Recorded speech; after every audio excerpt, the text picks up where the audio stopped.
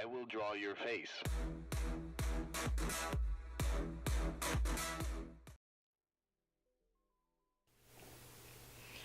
Hi everyone, welcome back to my channel. Today we're going to be talking about skin and how to color it and get the right texture and highlights and shadows on skin. I'm probably going to do a couple more tutorials on this.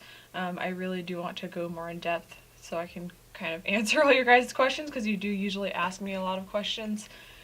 So first, we are starting off with coloring the undertones for Randy Moss's skin. Normally what I will do for undertones is I will start working with goldenrod, purple, pink, peach, orange, and a little bit of light gray. Here you can see I'm kind of starting off with the undertones for the nose, because that's the center of the face and that's where a lot of the light hits on his face, so that's where I kind of wanted to start first. Next I am working with a Caran D'Ache colored pencil. I think it's a shade of burnt ochre. It's kind of like the peach from Prismacolor, but this one is a little bit darker. It has more pigment in it, and it is a darker shade, so I usually use that one when I'm working with skin. So I usually will start with drawing dots on the skin. As you can see here, I kind of do a value mapping or value study, I guess that's what you would call it, and that way I can kind of determine where the shadows are going to be, what skin texture is going to be there, and how the light will hit the skin in that area of the face. So I always do that first instead of coloring one entire section of a face at a time. This way it's going to be a more cohesive color. For me, it works out. For some people, what they like to do is they will either use a grid to color section by section. That seems more time consuming for me, but whatever works for you, I guess. That's what you can do. So the next thing I'm going to be doing on here is I will just work in small circular motions, working over the area that I already colored with a darker brown. I believe I used burnt sienna, and then I used it's like a cobalt blue from Caran D'Ache. It's a really, really rich blue, and I use that for determining where some of the darker features of the face are going to be, like underneath the crease, underneath the eyes, underneath the eyelids, the nose, and I think I used it for under the nostrils as well. Next, I work on was working on the right side of the face, and I believe I'm using it's either slate gray or one of the shades of French gray. I want to say it's 50% French gray from Caran D'Ache, and I'll just color light patches in the area so I know kind of where the light hits on that side, and how I'm going to determine how dark that side of the face is going to be, because there's a little bit of light on the right side of his face, but there's also light on the left side of his face, but they're not the same value. One is more of a cooler gray, and the other side of the face, where you can see his ear, there's more of like a yellowish peach light on his face. And then I'll usually get to that side of the face later. For this one, I just particularly focused on coloring the nose first.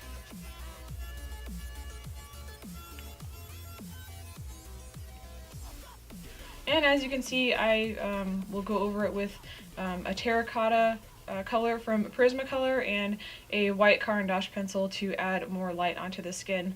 And I'll usually color in little circular motions or cross-hatching to get an even texture. And I don't really use very heavy pressure on the pencils. I use like light to medium pressure and build up the color that way. That way I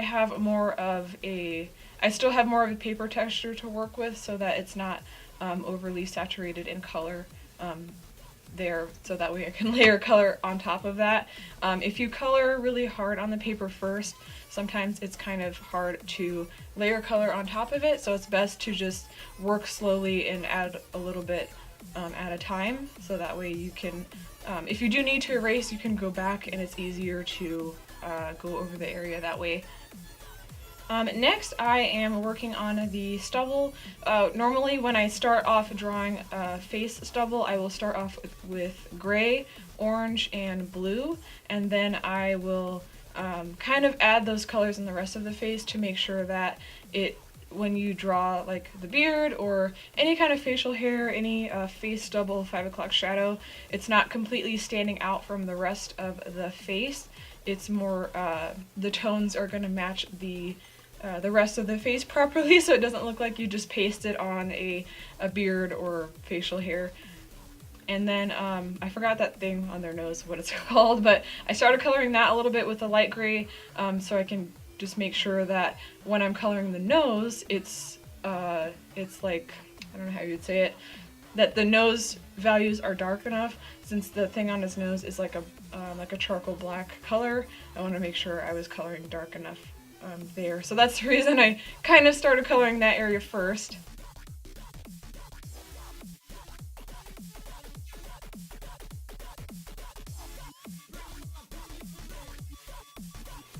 And then next I'm going over the right side of his face, or his right side of the face, with that burnt ochre again from Caran D'Ache. So I'll do a little bit of face stubble, and then go back to coloring skin color, and then I'll come back to the face stubble. So I'm usually with that area of the face, with the cheek area, I color in vertical lines first, with like an even layer of the colors, and then I'll go over them and just do some more cross hatching, as I mentioned before. And for the nostril, the area under the nostril and that right above the where the lips are, I used the Prismacolor Peach to go over some of the other colors that are there. And again, I'm coloring in small circular motions. It looks like I'm coloring with heavy pressure, but I'm really not. It's just that I did like medium pressure, and then I'm gonna go over it again with some more color. And here I am again coloring the nose. Like I said, I don't color any particular section first completely. I'll just kind of skip around to make sure I'm getting the right values.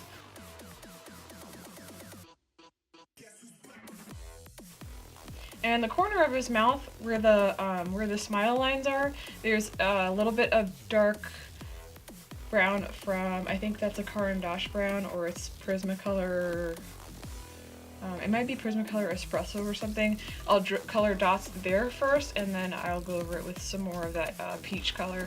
And here I am adding dots where the stubble is to make sure when I am coloring the facial hair that there's still skin texture showing underneath it, because it's not a full beard or anything, but there is some hair still, there is like some facial hair above his mouth, so I did want to make sure that the skin texture is still showing up there.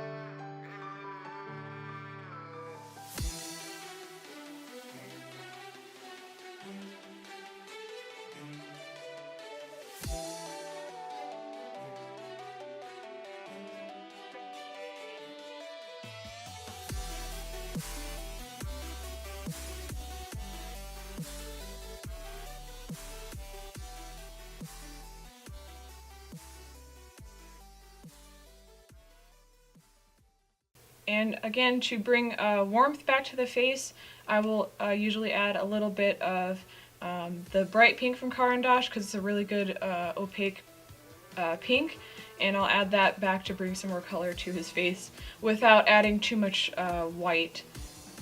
So I don't usually use like the really light pink colors that have a white base to them. I'll use this one because it has more pink than white, so you can still tone his face the way you want to, and that way you don't have to worry about the color being like too milky to color over.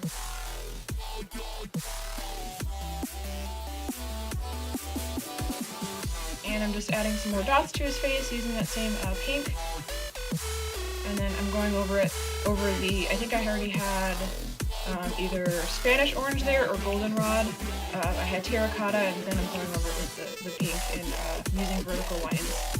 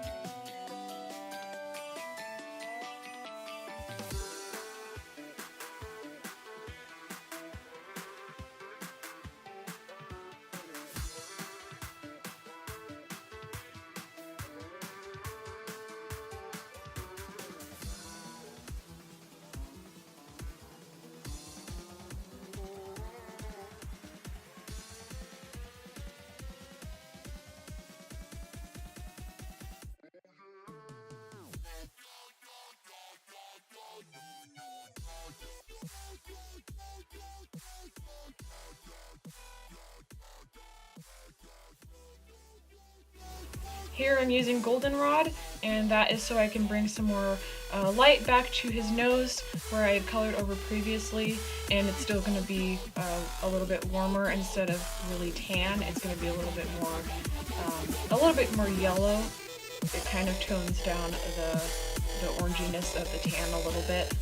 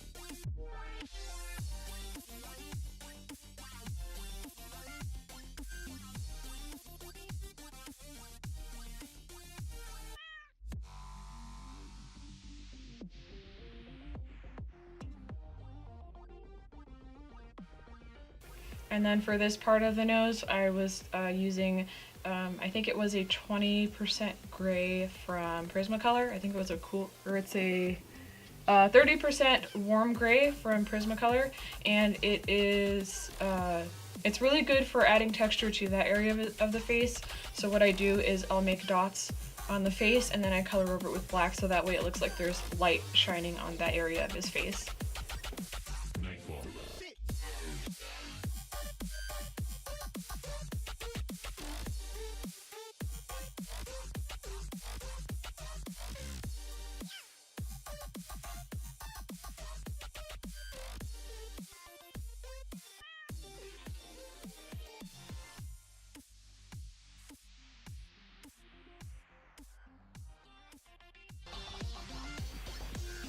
This one I am using Apricot from Caran D'Ache.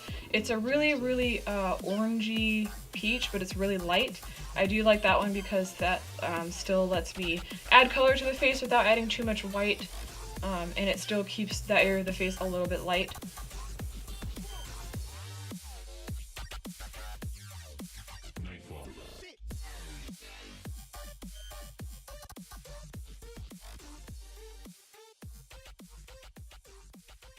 And I'm just going over that with just, I color in vertical lines, and then I'll change the angle of the lines a little bit and go over it again to make it a little bit more uniform. And then I'm using a really light blush pink from Caran D'Ache to go over the corners of the mouth and where the nose is again.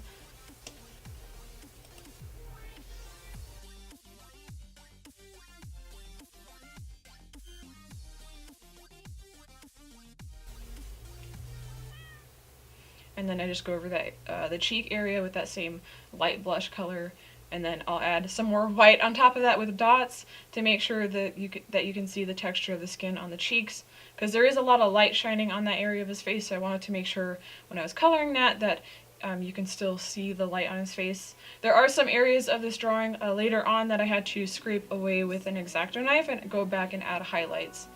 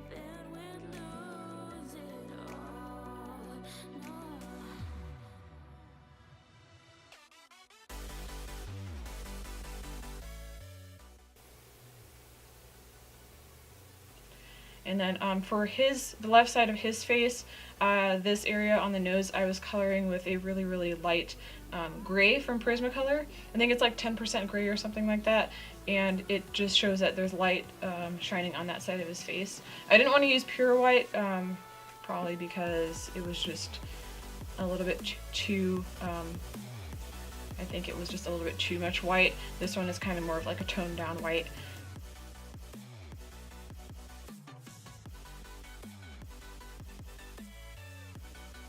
And for his stubble, I went back in with the French gray, and I started coloring that area in a little bit to show that that's going to be the shadow, or the 5 o'clock shadow, I should say.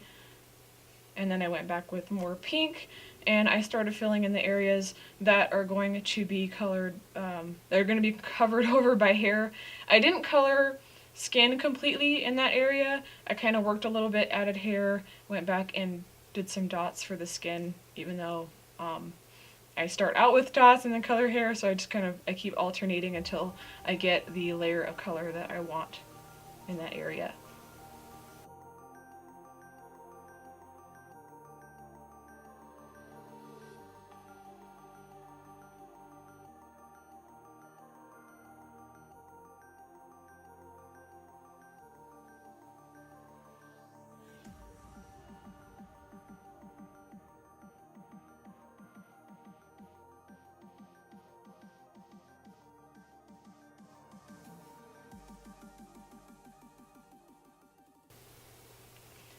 And then starting off his beard, or his stubble, I will use usually a dark orange. I like the Prismacolor pumpkin orange for this one. It really helps out a lot, and I draw with the blue on top of that to give it more of a natural black instead of just using black by itself. That way it doesn't look as cartoonish, I guess.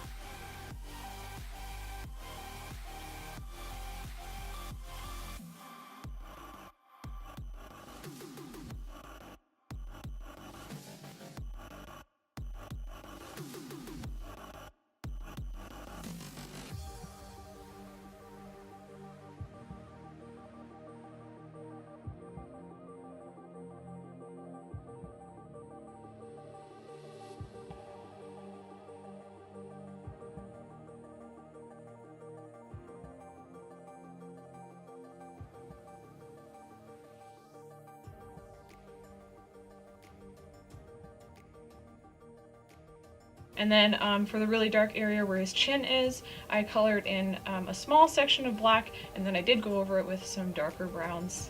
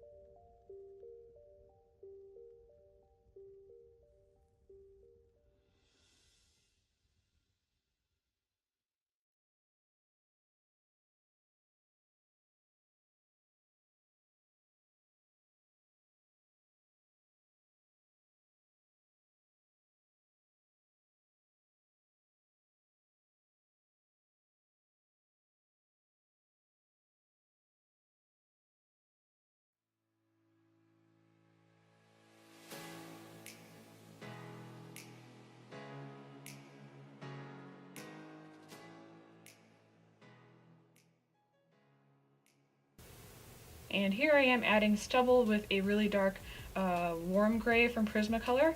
That really helps out. I like those pencils for hair because they're really thin, but they have a lot of color, and you can sharpen the pencils to a point and get a really smooth line for hair. You can get really tiny dots for the facial hair.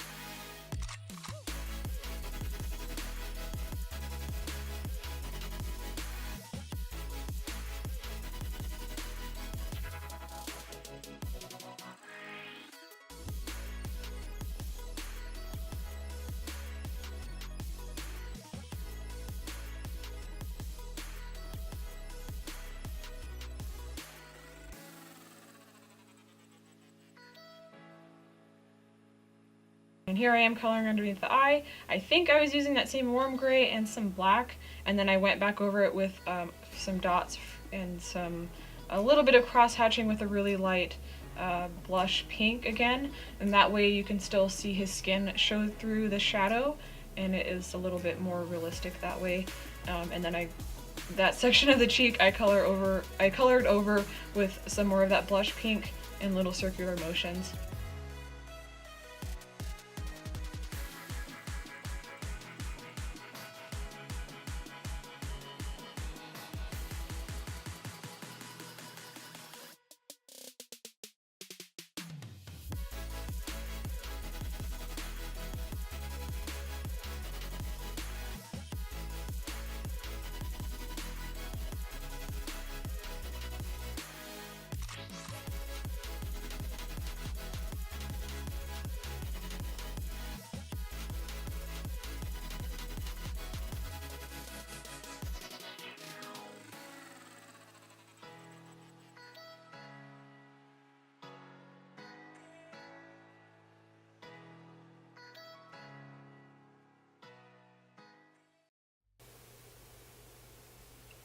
And here I am adding some more of that blush pink on under his right cheek. And then where his eye, the corner of his eye starts, I started coloring black there so I could remember that that area is a shadow, and there's only a little bit of his eye showing. Most of it is black.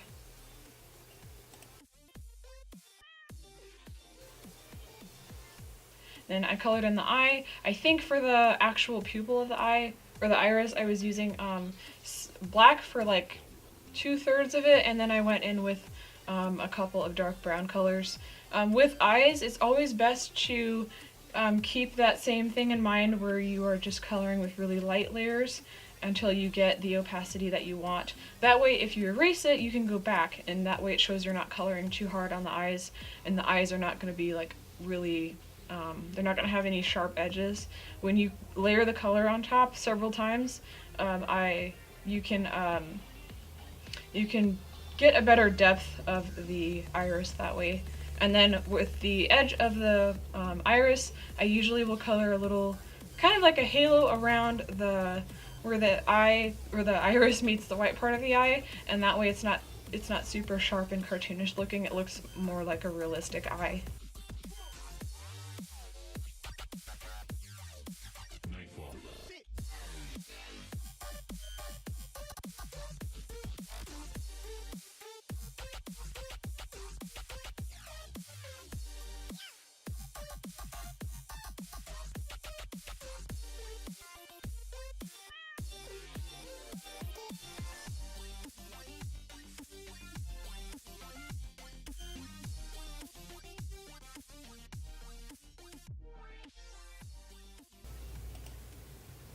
And here I am coloring the forehead. I am using some more of the burnt sienna, tan, and some of the Prismacolor gray and the peach, and I'm just going over it with a bunch more dots to make sure the texture of the forehead is cohesive with the texture of the rest of the face.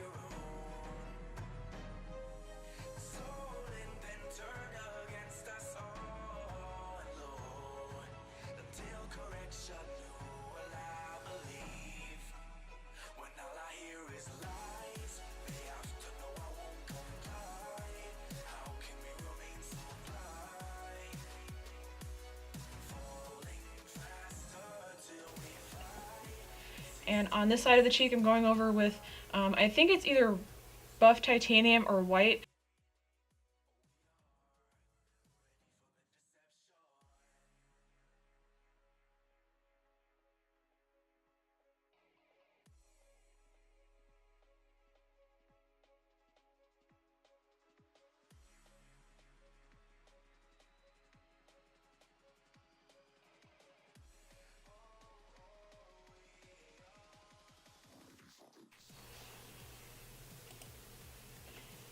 And here I am coloring the eyelids again with that peach color, going over it with a light layer, just to kind of set it apart from the light area of his upper eyelid, kind of setting the eye back in space a little bit with some of the gray, or no, that's actually sepia.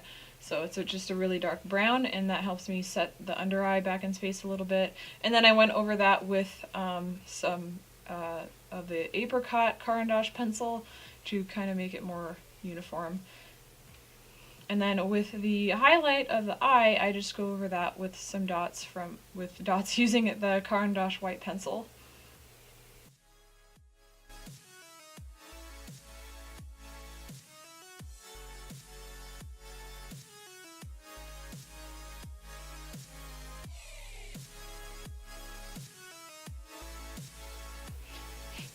Eyelids are a little bit tricky to do because you have to make sure that you have that section underneath the eye to set the eye apart from the eyelid, so it's very important to have that space there. It makes a huge difference. And I will generally use a dark brown and go over it with some of the either the beige or cream color, and to kind of blend it in. That way you can see that he has an eyelid. And then for the dark part of the eye, I used I think I used one of the darker whites, and I colored part of that and then left the right outer corner of the eye, I left that white.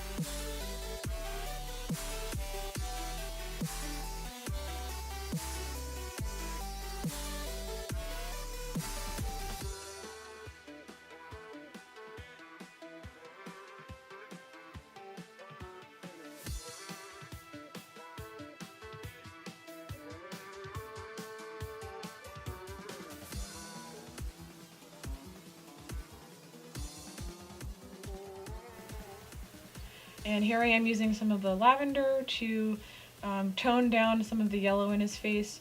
I did realize when I started adding yellow, it's a little bit too much yellow, so I had to go back with some purple and do that.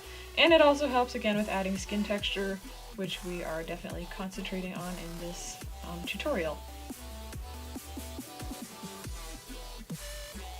Then I add the dots underneath the eyes, because most people do have texture there underneath their eyes, so it's very important to add that there.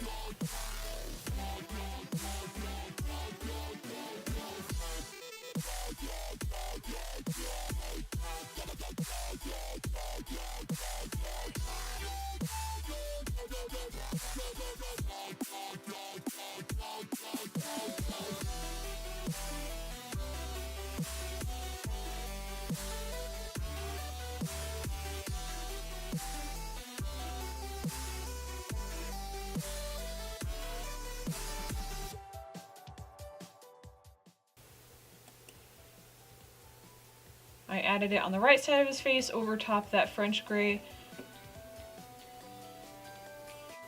And here I am adding some more pink.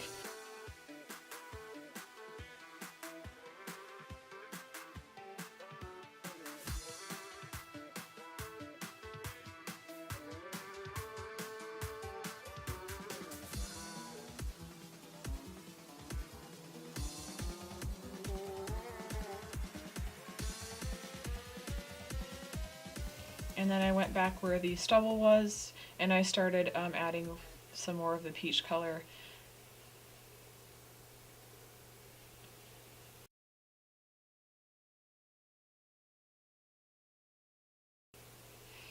And I used a lot of that peach color. I colored really fast because I wanted to make sure it's like it has like a light layer, and then I was just doing some more cross hatching, changing the direction of the pencil a little bit, and then adding more color, and that way it starts to dissipate. The lines start to dissipate, so you can't tell there's that many pencil lines there.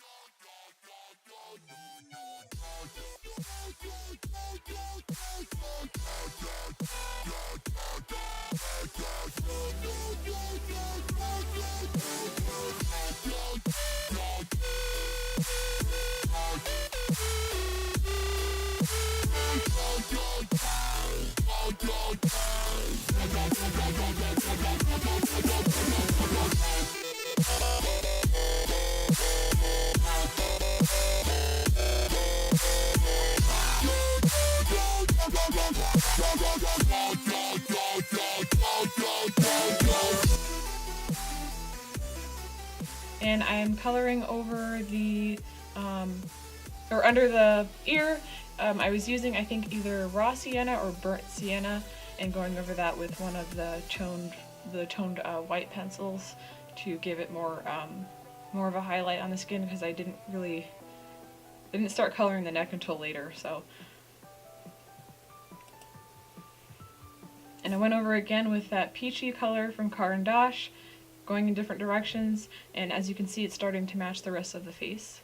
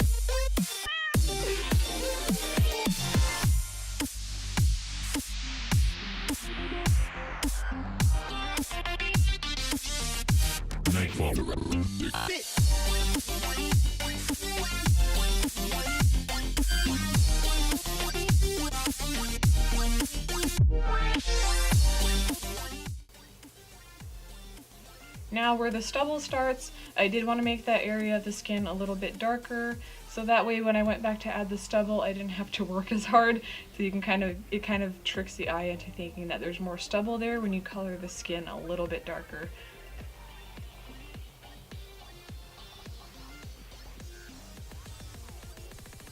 And that way, and then I was blending it with the rest of the skin that was on the cheek.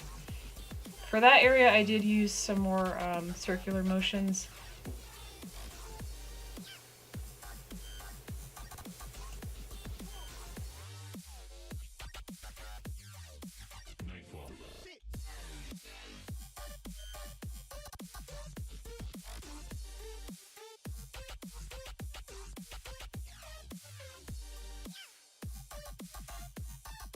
Was going to be.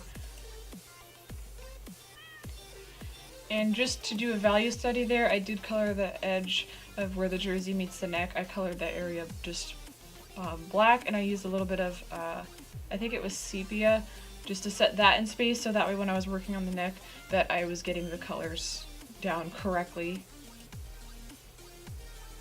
And here I am coloring that whole area of the other side of the neck, or most of it. I was coloring it with one of the darker French gray colors, just to set that one in space. And then I went back to, I did come back to that later to add more of skin texture using some of the peach and the yellow colors and white, and I think I added some purple in there later on.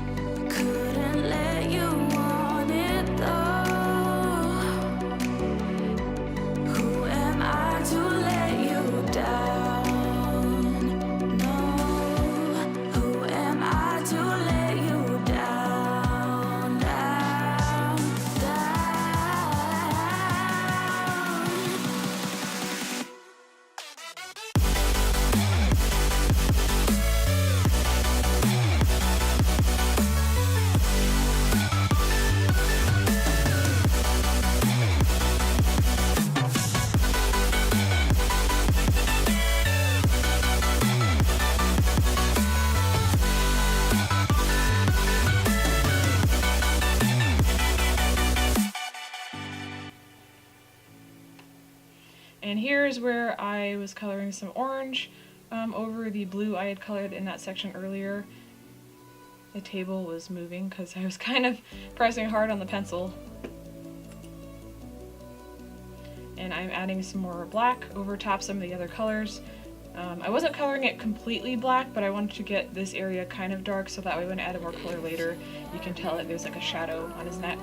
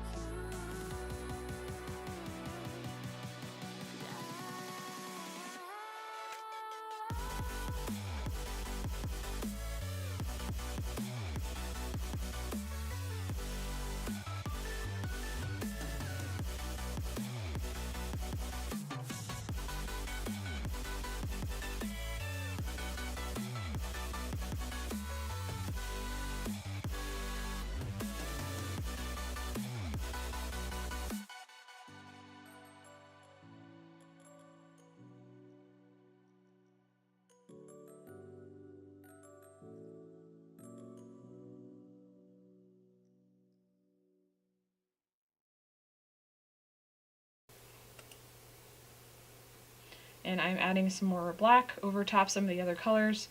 I wasn't coloring it completely black, but I wanted to get this area kind of dark so that way when I add more color later, you can tell that there's like a shadow on his neck.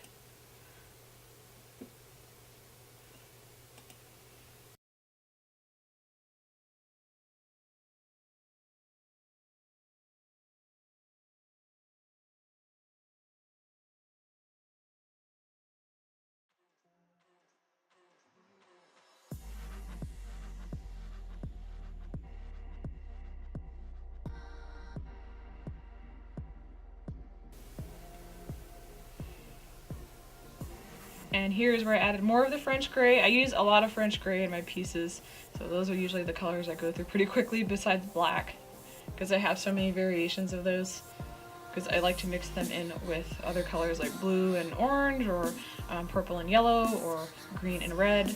They're really, really good to work with complementary colors when you're doing shadows on skin and how the skin looks on under certain lights. They're really helpful for that.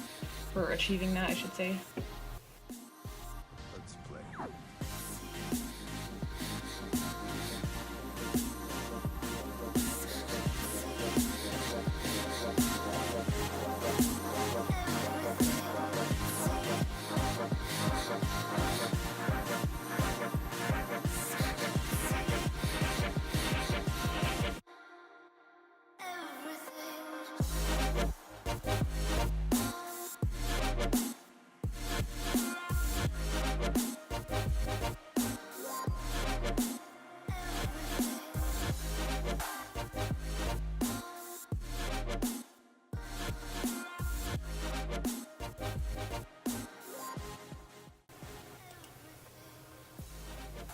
And here I'm coloring the shadow underneath his chin. There was some stubble there, so I didn't want to color it completely black. That way I could go back in and add some of the hair back in.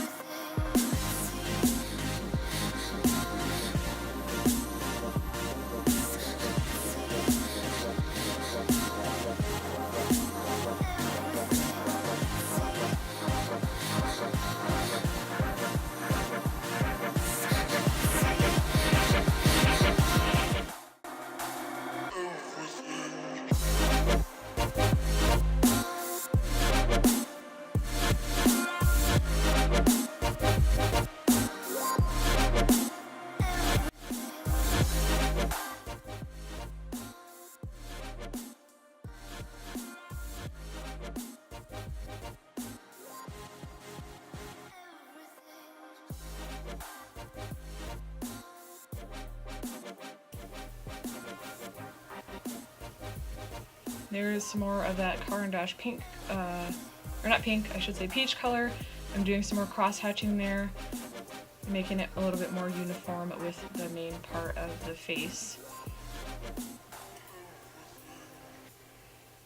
I did add dots to the neck as well, again to get the appearance of shadows and light on the skin. When you look at it up close, it doesn't look that realistic, but when you look at it from a distance, it kind of tricks your eye into thinking that it's actual skin texture. And here's where I actually did some scraping away with an X-Acto knife.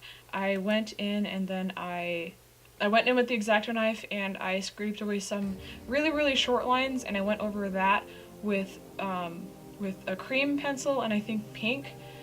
And so that way, a lot of people, you can see the lines on their face where their skin, the way their skin goes around their neck, they have like horizontal lines, so I wanted to make sure I got that incorporated in there.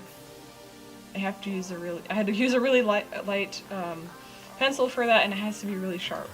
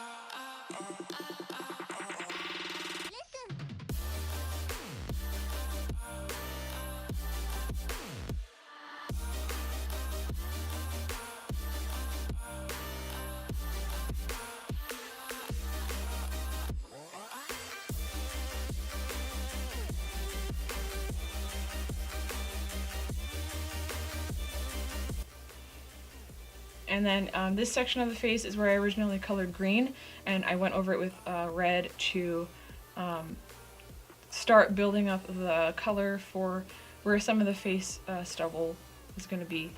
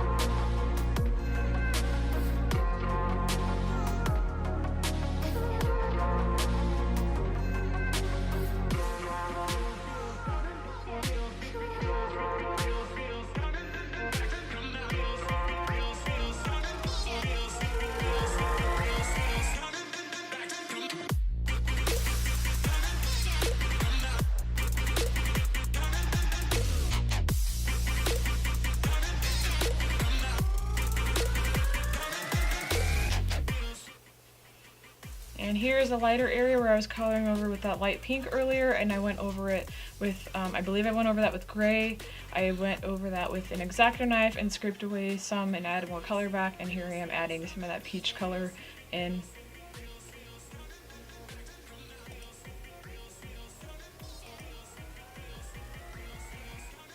Here's where I added more of the light gray from Prismacolor to get some more highlights on the skin. I did start using the light peach from Prismacolor as well to start coloring where the stubble was going to be on the chin.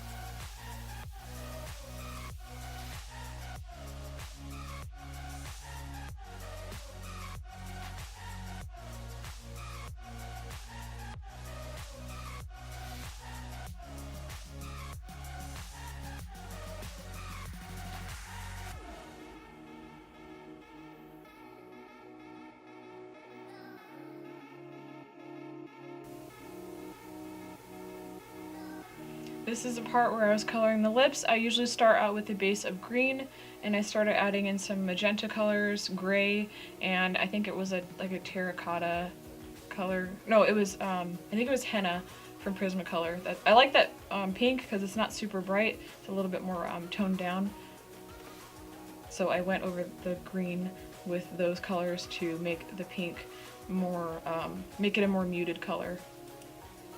And this is sort of like a purplish, a gray purple from Caran D'Ache, which was good for adding shadows and lines on the lips.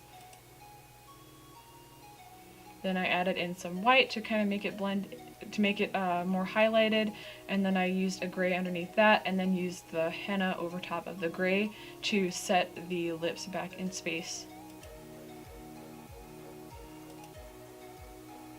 And I used that light blush pink color and that bright pink color to add a little bit more warmth to the bottom lip.